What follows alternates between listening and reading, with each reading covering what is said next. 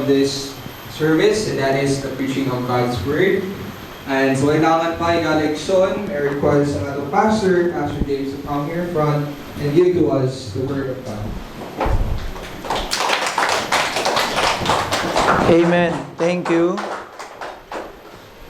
Indus kanta, no? Lord, I want to know you. You know, as a pastor, mga kaigsunan, I think that is one of the greatest endeavor a man can have, to want to know more our Lord and Savior, Jesus Christ. Wow. And I hope nga every one of us, we have burning desire to know Him more. Kay kani ato ang pag-ila sa iya karon nga makaingon ta, nakaila naman ko sa Ginoo. I know Him. I know Him from my Bible reading. I know Him from my listening sa preaching. But do we really know Him? Mga kaigsunan, our lifetime is not enough to know Him more. Right. To know Him, mga kaigsunan, fully. And by the grace of God, we have eternity in heaven. Nga nga eternity, mga kaigsunan, is even not enough to fully know our infinite God, loving God. Mga kaigsunan, I would like to ask you to open your Bibles with me. 2 Corinthians chapter 4. And siguro makaingon mo, Pastor, 2 Corinthians na pod. Ganinang buntag 2 Corinthians gihapon. And you know, one of the blessing atuan ning ganiron og tuon ang pulong sa Ginoo, mga kaigsunan, is after the year, we can say that I know Corinthians. Right. I know what is happening in Corinth. One thing I have realized sa atuang kinabuhi isip mga Kristohanon is natay kanang mura bitawog hazy or medyo halap nga pagsabot kung unsa ang mensahe sa pulong sa Ginoo. Because ang atong nandan mga kaigsunan, Sunday after Sunday, punit ta og text kaning nga text ato ning sang tun-an. Next Sunday kani na pud nga text tong tun-an. And murag usahay makaingon ta mga kaigsunan that we know something about the Bible but we don't really know the Bible. Tungod kay most of the time, if you would read the text, nga kanila nga text, nakafocus ka ani, sometimes you would understand it out of context. And that is not what God intended. And ang mga letters, this is intended to be read once. Kay letter man ni siya. Wala may letter nga karon kay chapter 1 tong basahon, ugma chapter 2. In the first place, the original letter written by the Apostle Paul has no chapter and verses. And by the grace of God, mga pinangga nga mga kaigsuunan, ato ning mahinay-hinay, matanaw, and by the grace of God, afterwards we could really know, we could really say, I know what is happening in 2 Corinthians. And ato ning matuman mga kaigsuunan, hinay-hinay, dili ito ganiron gyud nga every services mao, but if God will lead, we will do it, and if God will give us opportunity to talk about other message, then we will grab it as the Holy Spirit leads.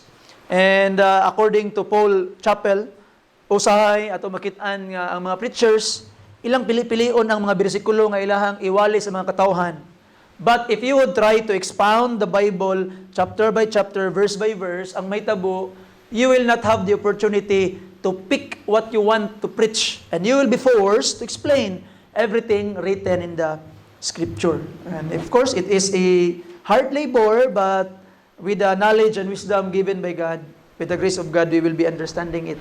So this is a continuation of what we heard this morning. If you have not yet heard the whole messages, 2 Corinthians, you can review it, nasa YouTube, naapod sa Facebook mga kaigsuunan, sa tuang page. And maybe in future reference, if you wanted to learn or to preach even, itong mga preachers din, natay mga future preachers, if you wanted to know the background, the things that are written here, in future, you can still go back to those messages, mga kaigsunan, in order for your own consumption, para maka-learn and share to your future congregation kung magpastor manggaling mo. So, 2 Corinthians chapter 4, we will be reading the end of the verse that we have read this morning, verse 7, and we will read chapter 5 until chapter 5, mga kaigsunan, hangtod lang sa verse 8, 1 to 8. Okay? So I hope that you bear with me. If you're there, say amen. Amen. Palihog ta manindog to give reverence to the reading of God's Word. The Bible says, verse 7, chapter 4, verse 7, but we have this treasure in earthen vessels, that the excellency of the power may be of God and not of us. Thank you for that reminder, Lord. Verse 8, we are troubled on every side, yet not distressed. We are perplexed, but not in despair. Persecuted, but not forsaken. Cast down, but not destroyed. Always bearing about in the body the dying of the Lord Jesus, that the life also of Jesus might be made manifest in our body. For we which live are always delivered unto death for Jesus' sake, that the life also of Jesus might be manifest in our mortal flesh. So then death worketh in us, but life in you. Wow. Verse 13, we having the same spirit of faith, according as it is written, I believe, and therefore have I spoken. We also believe, and therefore speak. Knowing that he which raised up the Lord Jesus shall raise up us also by Jesus, and shall present us with you. For all things are for your sakes, that the abundant grace might through the thanksgiving of many redound to the glory of God, for which cause we faint not. But though our outward man perish, yet the inward man is renewed day by day. For our light affliction, which is but for a moment, worketh for us a far more exceeding and eternal weight of glory, while we look not at the things which are seen, but at the things which are not seen. For the things which are seen are temporal, but the things which are not seen are eternal. Verse 1, chapter 5, for we know that if our earthly house of this tabernacle were dissolved, we have a building of God, an house not to made with hands, eternal in the heavens. For in this we groan earnestly, desiring to be clothed upon with our house which is from heaven. If so be that being clothed, we shall not be found naked or bodiless. But we that are in this tabernacle do groan, being burdened, not for that we would be unclothed, but clothed upon, that mortality might swallowed up of life. Now he that hath wrought us for the selfsame thing is God, who also hath given unto us the earnest of the Spirit. Therefore we are always confident, knowing that whilst we are at home in the body, we are absent from the Lord. For we walk by faith, not by sight. We are confident, I say, and willing rather to be absent from the body and to be present with the Lord. Let's pray. Father God, oh glorious you are, Ginoo. Thank you, Lord, sa imuhang panalangin. Ingiyatag ka na mo and the opportunity to continue the study in 2 Corinthians, Lord. How great a blessing is this lesson, Ginoo, nga mong maangko namahan. By your grace, Lord, nga amuag yung ma-absorb, Ginoo, kung unsa ang intensyon ni Apostle Paul nga anong gisulat niya ang 2 Corinthians, the Corinthians, how many years ago?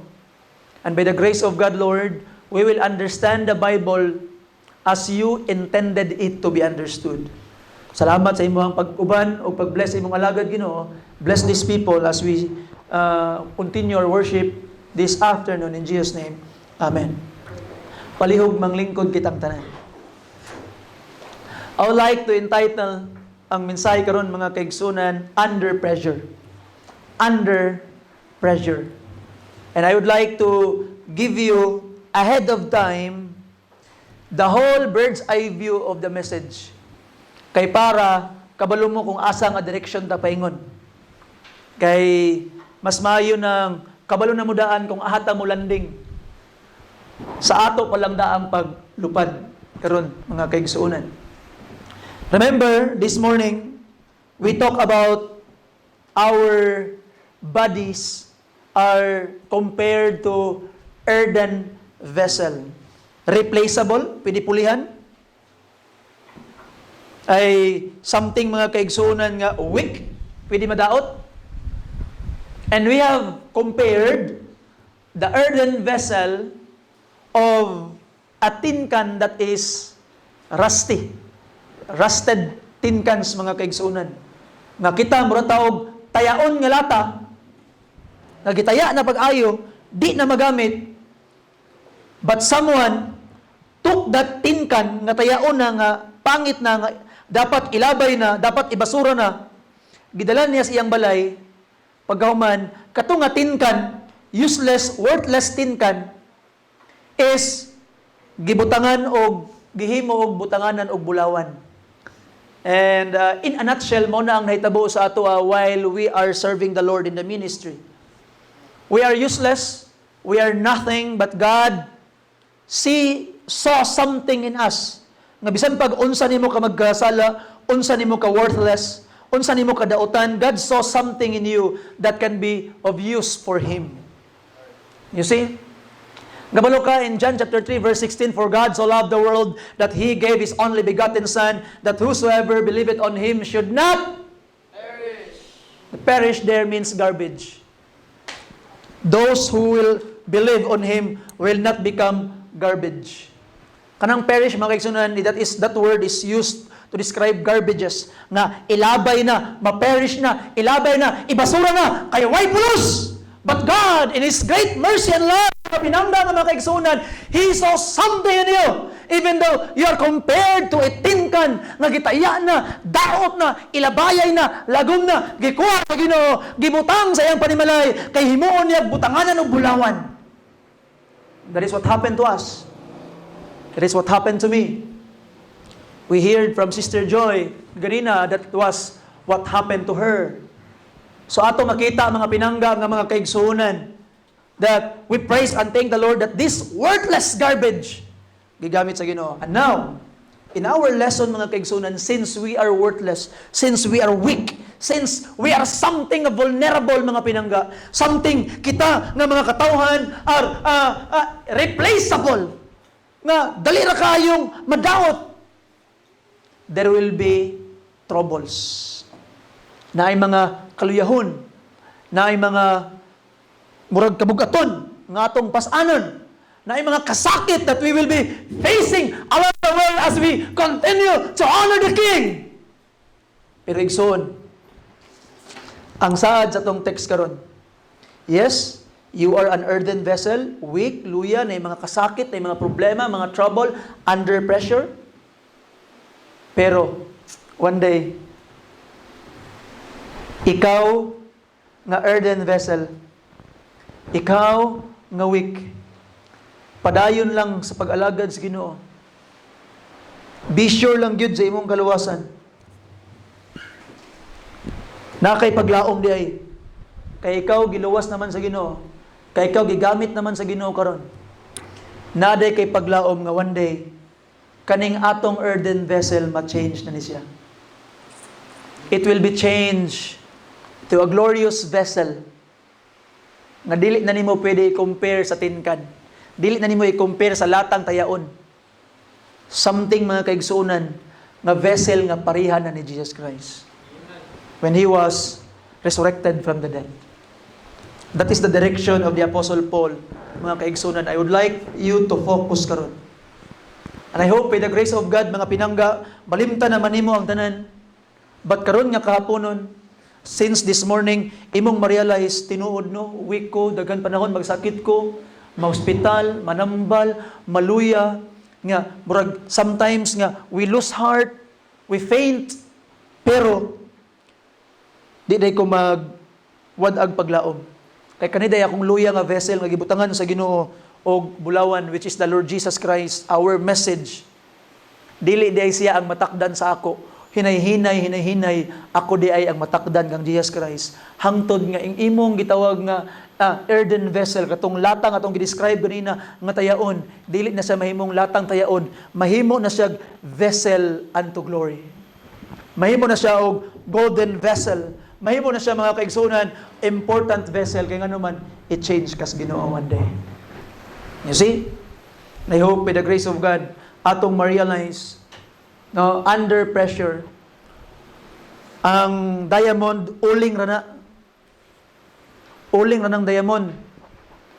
But because of the pressure under the volcano, mga kaigsunan, atong makitaan that from carbon, nahimo siyang gem.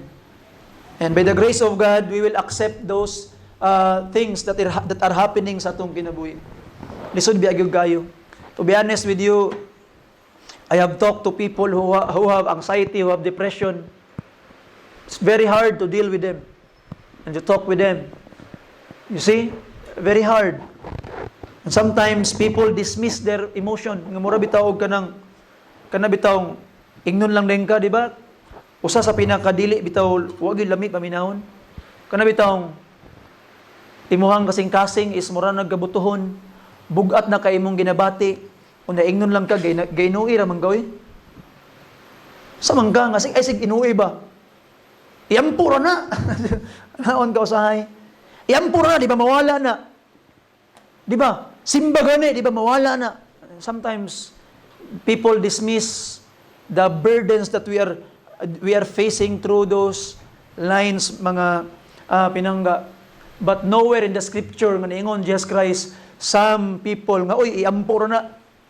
Nowhere in scripture nga ningon Jesus Christ nga oy isimbara na. There are things that we need to understand. There are things that must change in us. There are things that must be dealt with in order for us to be healed from such things. And ato makita tanawan to karon mga kaigsuonan ang trouble nga giagian ni Apostle Paul. And the Apostle Paul, one of his texts says that he has anxiety for the churches. Grabe ang kabalaka para sa mga simbahan. Yan si Apostle Paul po di ay wala siya nakaikyas ni ana nga mga pagbati, mga kaigsuonan. But look at this in our text. Number 1, I would like to show you number 1 karon mga kaigsuonan. In our text, from our text, number 1, there will be no resurrection apart from death. The first thing we need to understand, there's no resurrection apart from death. In other words, there is no victory if there is no battle first. Kinahanglan mamatay una si Ginoo si Ginoong Hesus ug magantos aya niya mapakita ang kadaugan sa pagkabanhaw. Kinahanglan do na say mahitabo nga gira aya ka makaingon nga victorious ka. You see? Look at this. After explaining, Apostle Paul said, I am an earthen vessel. Luya ko nga vessel. Og namang galing kadaugan, it is all glory to God. Kay ako, luya ko, wala ko'y kabahin sa kadaugan. And, naging si Apostle Paul, nga kung dili man galing ako ang kadaugan, dili man galing pwede i-ascribe sa ako ang success. Every success is of God alone, na ay butang di ay na pwede i-ascribe sa ato. Victory, don't ascribe it to yourself, it is from God. Success, don't ascribe it to your talent, it is from God. But there is something we need to ascribe to ourselves. Verse 8, troubles. We are troubled on every side. Wow. Trouble. Giangkon ni Paul. Wala niya giangkon nga siya ang power, siya ang success, siya ang excellency. Pero giangkon niya, troubled. I'm troubled. You see? Troubled. Tubagin niya, on every side. Tiyaw mo na? Atubang, likod, kilid, taas, ubos, way kadaganan si Apostle Paul troubled on every side. Once Apostle Paul said nga ang iyang kaugalingong mga kaliwat gusto siya patyon, ang iyang kaugalingong mga katribo nga mga Hudiyo gusto siya patyon, and even the Gentiles gusto siya patyon. Pila siya kalatigo gihatag sa iyaha, naay nagbunal sa iyaha og unsa ba mga shipwreck. Grabe, and we know the sufferings, the troubles of the Apostle Paul. It was every side. Tanawa yang giingon mga kaigsunan. Yet not distressed. I like that. Troubled, yet not distressed. Igsoon, ang Kristohanon di ay pwede siya nga makaangkon og pagsulay. Pwede siya matroubled. Hala, di na lagi ko kakasabot ani ay. Saan man ako ni? Pwede na moabot sa imong kinabuhi. But you will never be distressed. Dili mo abot sa punto sa imuhang kinabuhi nga moingon ka nga mo surrender na ka kadina nimo kaya. Yes, trouble will be there. Trouble will come. Pero dili moingon ang Kristohanon nga di na nako kaya. Di moingon ang Kristohanon mga kaigsunan nga na, I will surrender. No, if you will surrender, you only surrender to Jesus. You don't surrender to trouble mga pinangga nga mga kaigsunan. You don't surrender to trouble. Kanya, we are perplexed, but not in despair. Wow. So it shows that Christians are also human. But na supernatural thing. Maperplex ka, malibog na ka, unsa naman eh. But you will not lose hope. You will not despair. Kung mag-despair na nga, wala na, nga na, patay na ni. Di na ko, wala na, surrender na ko, magpakamatay na ko, no. Maka-perplex ka, pero di ka ma-despair. You see?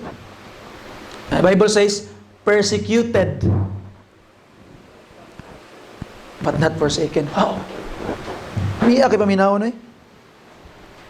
You see? Grabe ang pagsakit sa mga tao sa imo nga, pero ang Ginoo wa gyud kabiyai. Wa gyud kabiyai. You see? And look at this mga kaigsunan, kung sa baksing pa, the Bible says, cast down. But that one, na-knockdown na ka. Narugi na, tumbling na.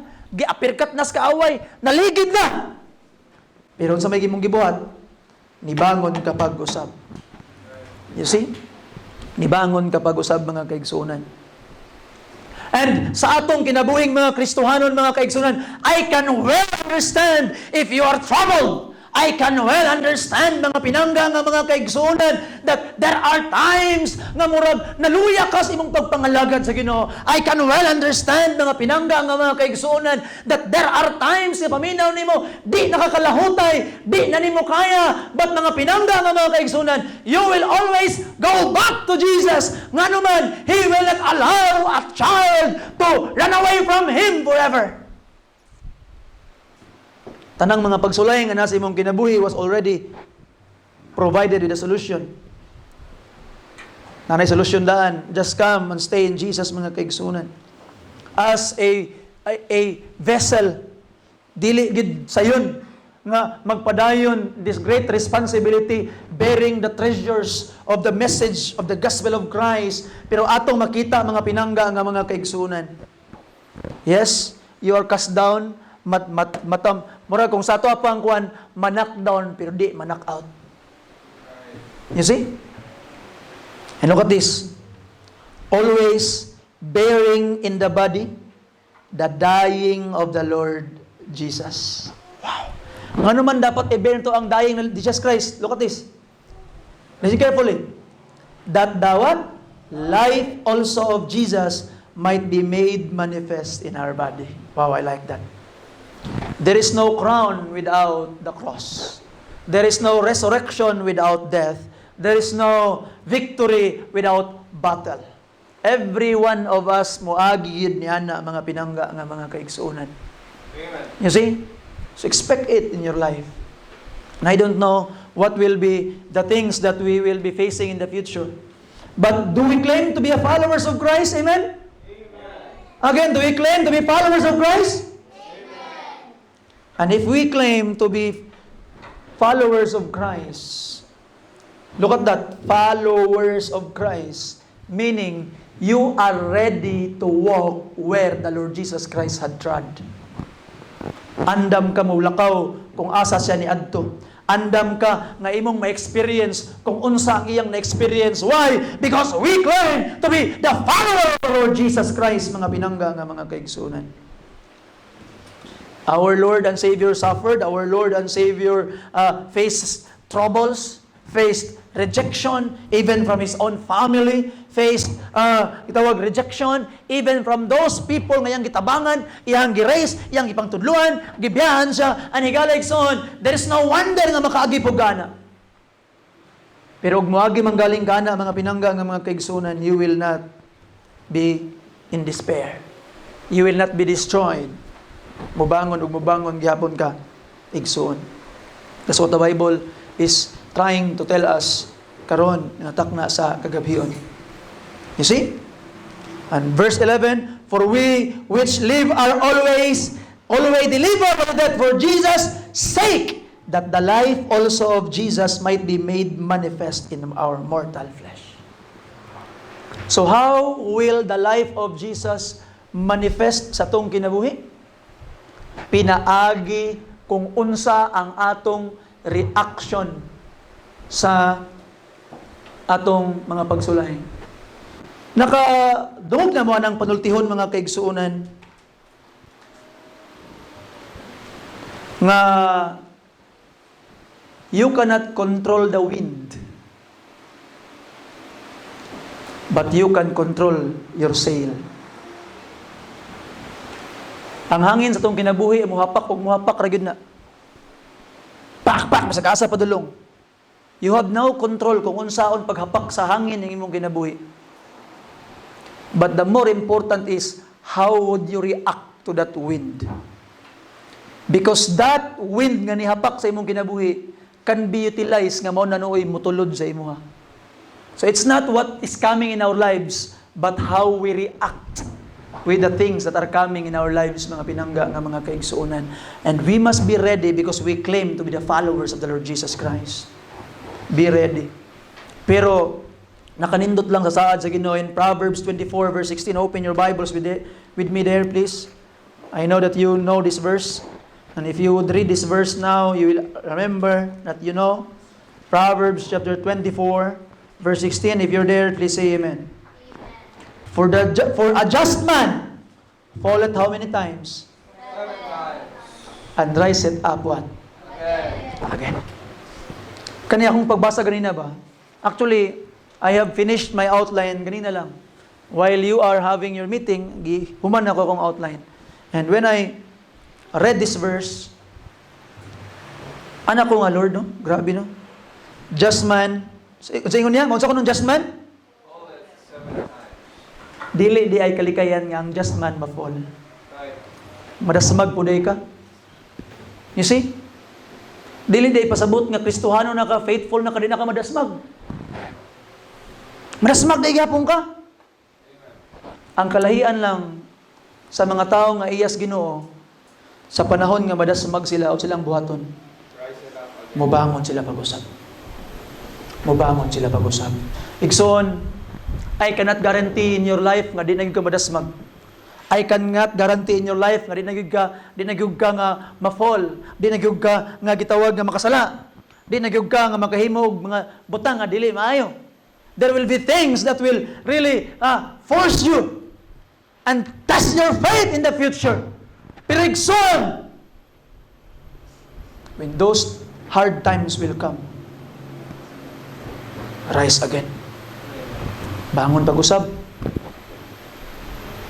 And kung bangon kapag-usab, no? Kabalo ka? There are always people around you that is always ready to pick you up again.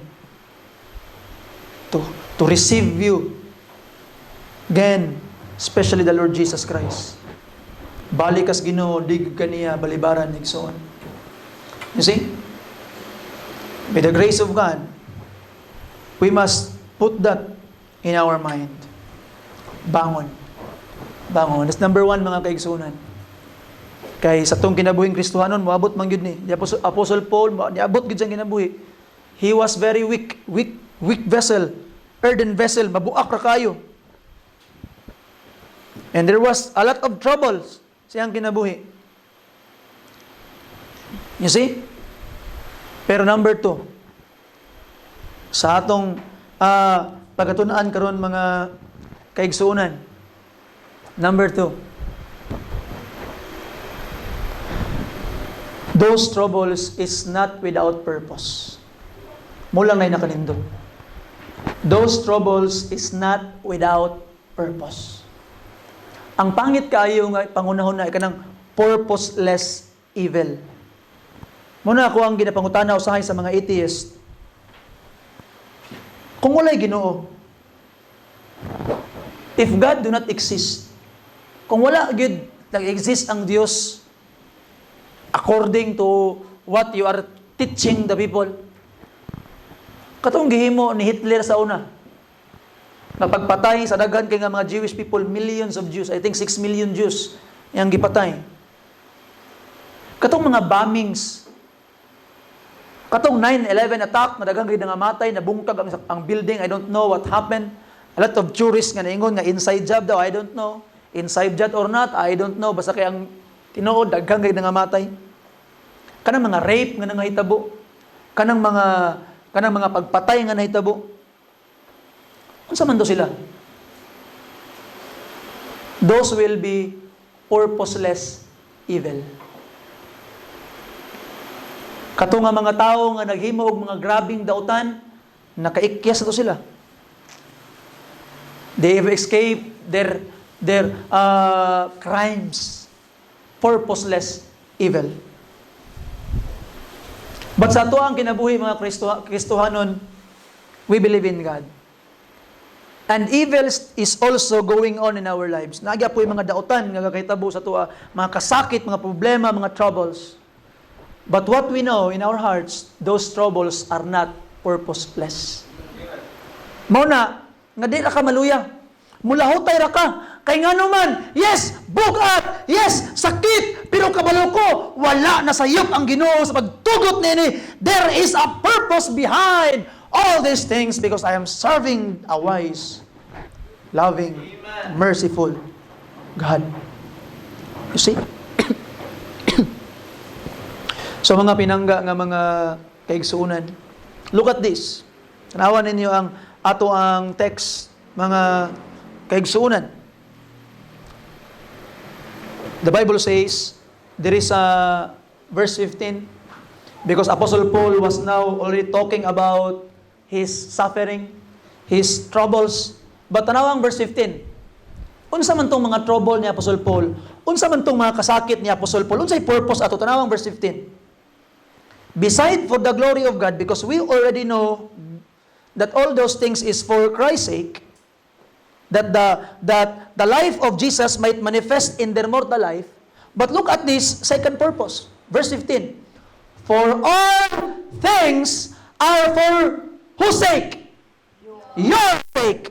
For the sake of the Corinthians, for the sake of the people of God, for your sake. Now, ano man? That the abundant grace might through the thanksgiving of many redound to the glory of God. Paliw ko itong isa ba? Wala mo ni tingog ni? Check. Hey. Okay? Now, ang verse 15, ato ang sabton mga kaigsuunan. Abundant grace might through the thanksgiving of many redound to the glory of God. Saan thanksgiving of many? Unsa may nahitabuan ni? Di ay, kung imo siyang sabton ang verse 15 mga kaigsuunan, kato dayang mga pag-antos ni Apostle Paul, kato dayang iyaha dayang mga kasakit nga mga naagian, nahimo na itong gateway nga daghan pang taong mga luwas, and kani nga mga tao nga nga luwas, they will make thanksgiving for the salvation they receive, and their thanksgiving may redound to the glory of God. So walay kanang dili purposeless ang iyang pag-antos. Ang iyang pag-antos, mga kaigsunan, is something for the glory of God. And number 2 is something for the salvation of more souls. Ana si Apostol Paul, okay ra nga mag-antos ko. Kay nga naman, nakita man ako nga daghan, nahimaya og samot ang Ginoo, kay mas daghan nagpasalamat sa ilang kalawasan. Amen. Wow! Like that. You see? Wow!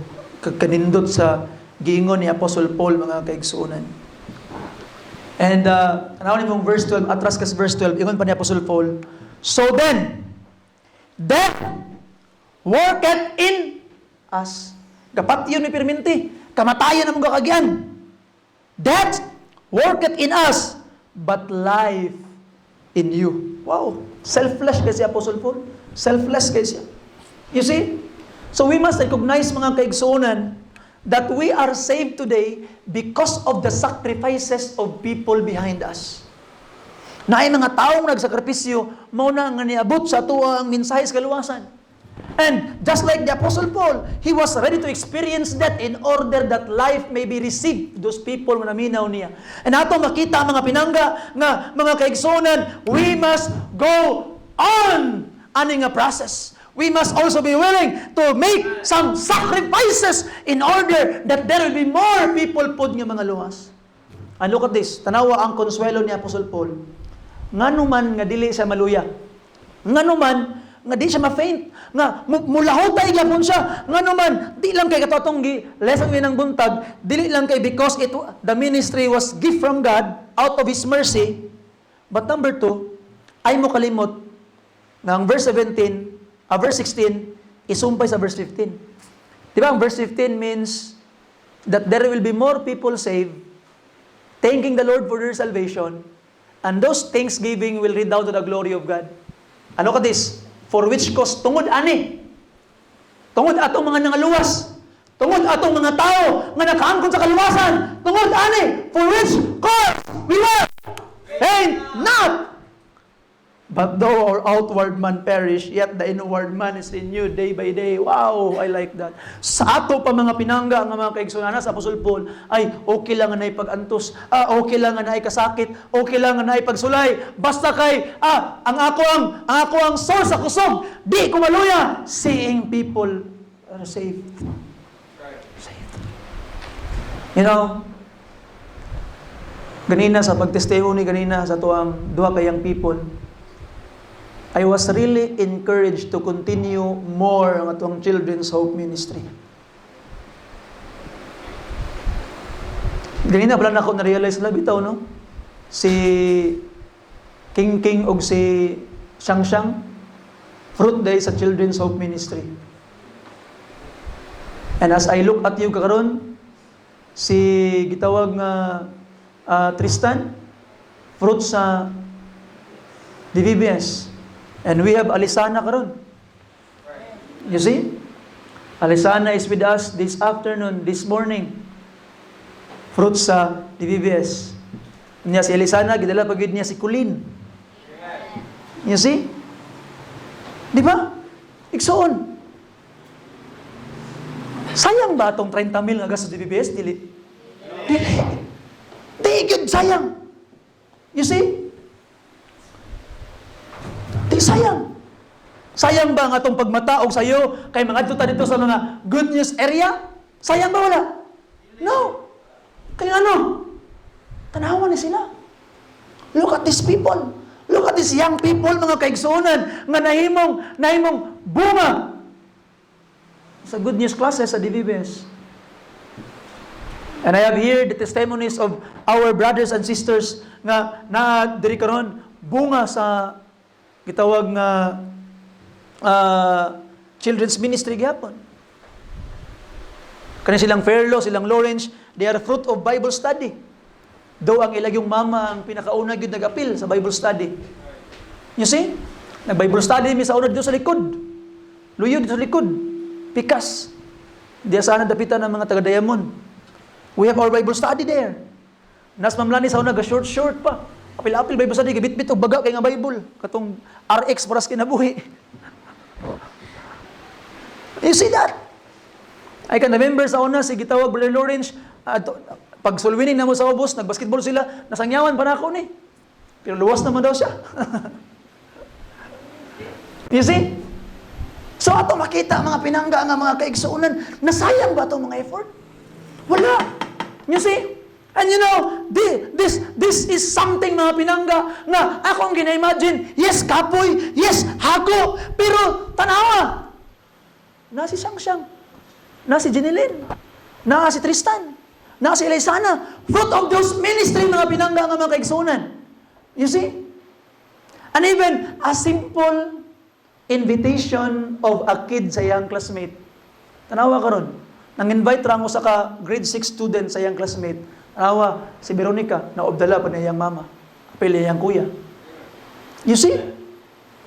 Look at that great thing, mga pinangga ng mga kaigsuunan. So, atong makitaan that what you are doing for the Lord, I hope by the grace of God, one of these days, that people who will be singing here, coming here, are fruit of your children's ministry, are fruit of your invitation, are fruit of whatsoever thing that we are doing in our church, in our at the VBS. You see? Muna nga murag, mawala ang kaluya. Mawala ang kaluya. Kaya nga naman, dunay kalag nga mga nangaluwas. You see? Can still remember before, dito sa Balindog, magsigog bisita ila ni Ma'am Jeanette. Visiting them.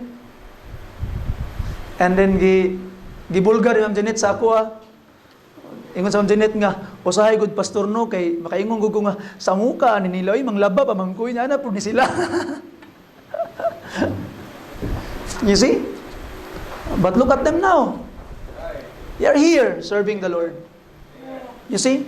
So ato makita na we really say amen to that. Praise God for that. You see? And one of the good news students, si Junil, bunga sa good news, dala po niya yung mama, napot si Ma'am Elenita. You see? So ato makita mga pinangga ng mga kaigsunan, mapod na ang ginabati ni Apostle Paul na we faint not, nga naman nakita niya ang mga kalag ng mga nangaluwas. And by the grace of God, mga kaigsunan, we will see more souls saved in our ministry. By the grace of God. The grace of God. By the grace of God. And di tamaluya, mga kaigsunan. And the Apostle Paul's affliction, seeing those victory, mapaniya, for our light affliction, which is but for a moment, worketh for us a far more exceeding an eternal weight of glory. Wow! Apostle Paul who experienced shipwreck, 40 stripes save one. You see? Attempt og patay, gibato, nga giguyod na, kay patay na. Grabe si Apostle Paul. Pero tanan niyang mga nagian, tanan niyang mga bukol, tanan niyang mga samad, tanan niyang mga pangos, ingon pa niya, may light affliction.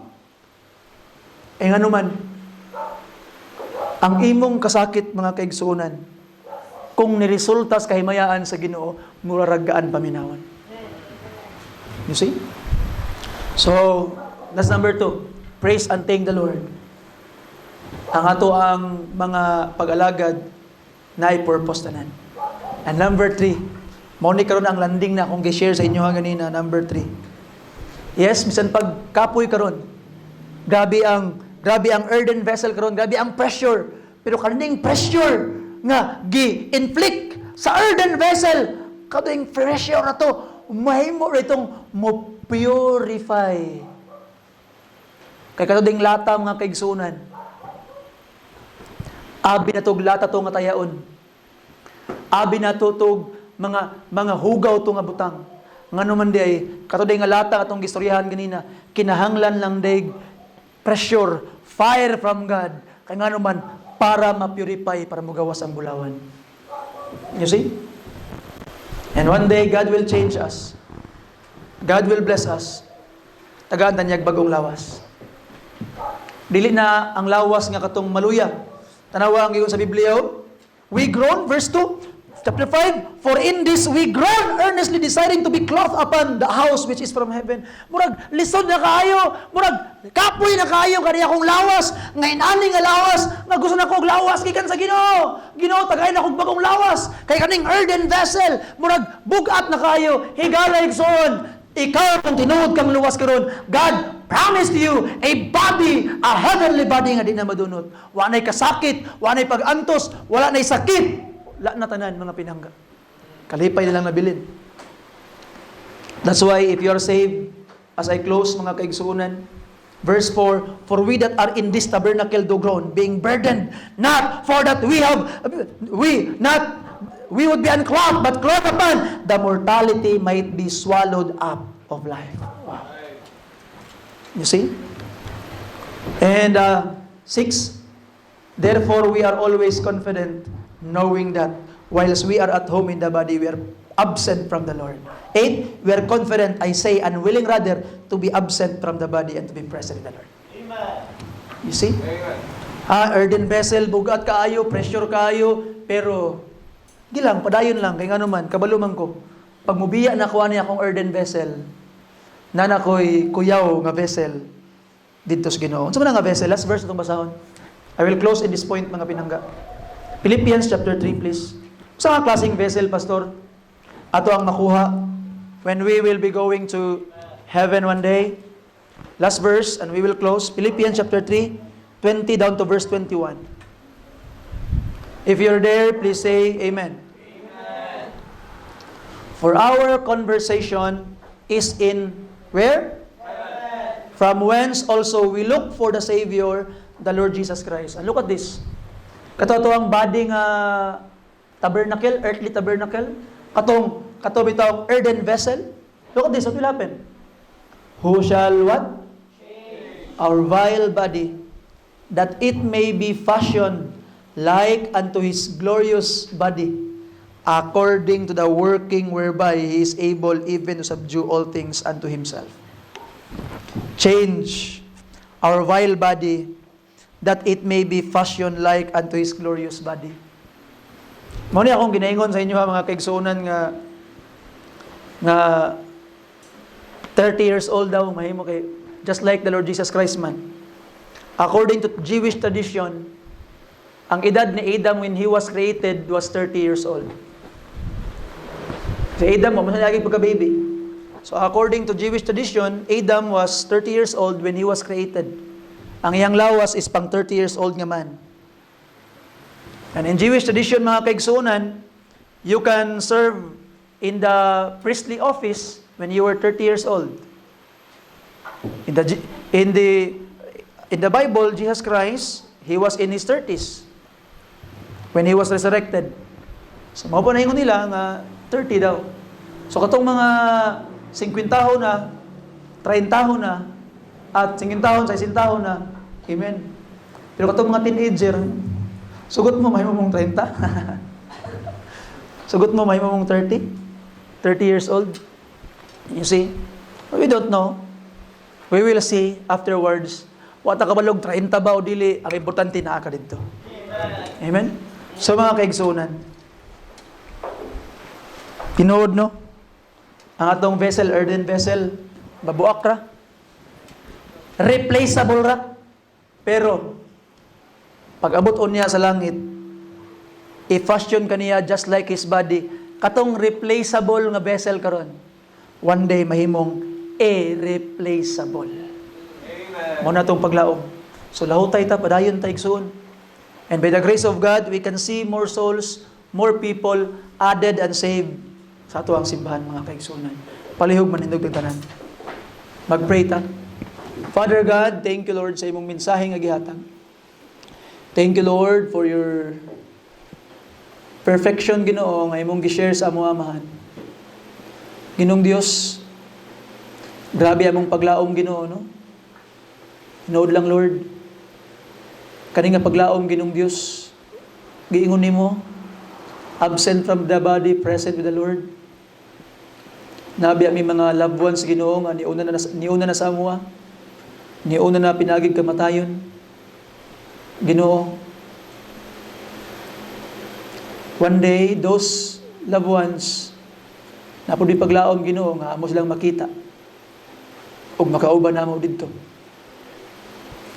I pray Ginoong Dios that with the grace of God, karon palang daan, we will really pray, work hard, share the light, daghan maming mga mahal sa kinabuhi Ginoong Dios ug mga katawhan na makaangkon pod og kaluwasan. Ikaw na'y bahala na mo, Lord. We need you always, Ginoong Dios. Ikinahanglan ka na mo, Amahan. Wa gid mi mahimo, Ginoo, ug wala ikaw. In Jesus' precious name. Pangayon namong tanan. Amen. If you need to pray, mga kaigsunan, I will give you time to pray. Kneel down, kneel down and talk to God. Basi na kay gusto iampo sa Ginoo. As we close ang ato ang service karon. And afterwards, akong hangyon si Brother Lawrence to please close us in the word of prayer.